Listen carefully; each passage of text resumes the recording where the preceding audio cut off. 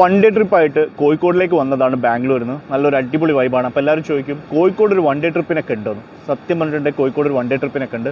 എൻ്റെ ഒരു വൈബ് എന്ന് പറഞ്ഞിട്ടുണ്ടെങ്കിൽ രാവിലെ ഒരു 6:30 എത്തിക്കഴിഞ്ഞാൽ നമ്മൾ ഏതെങ്കിലും ഒരു ഫ്രണ്ടിനെ വിളിക്കും. അവൻ്റെ കൂടെ ഒന്ന് ആദ്യം തന്നെ ബോംബെ ഹോട്ടലിലേക്ക് വരും, ലൈക്ക് ബീച്ചിലേക്ക് വരും. ബീച്ച് നേരെ ബോംബെ ഹോട്ടലിലേക്ക് വന്നിട്ട് ഒരു നല്ലൊരു ചായയും മുരിഞ്ഞ ബോണ്ടിയും ഒരു പയനിറച്ചൊക്കെ കഴിച്ച് കുറച്ചൊന്ന് ബീച്ചിലേക്ക് ഇരുന്ന് നേരെ ഒന്ന് മാനേജർ സ്ക്വയറിലേക്ക് പോകും. മാനേജർ സ്ക്വയറിൽ കുറച്ചേരം ഇരുന്ന് കഴിഞ്ഞിട്ടുണ്ടെങ്കിൽ നേരെ പാരഗണിലേക്ക് പോയിട്ട് ഒരു നല്ലൊരു അടിപൊളി വെള്ളപ്പും ഇസ്റ്റൊക്കെ അടിച്ച് കുറച്ചേരം ഒന്ന് ഇരുന്ന് അതിനുശേഷം നേരെ മിഠായി തെരുവിലേക്ക് പോകും. ചെറിയൊരു ഷോപ്പിംഗ്, കുറച്ചേരം നടത്തം, ഒന്ന് ഇരുത്തുന്നൊക്കെയുള്ള രീതിയിലൊക്കെ കഴിഞ്ഞ് നേരെ റഹ്മത്ത് പോയിട്ട് നല്ലൊരു പോത്ത് ബിരിയാണി കഴിക്കും.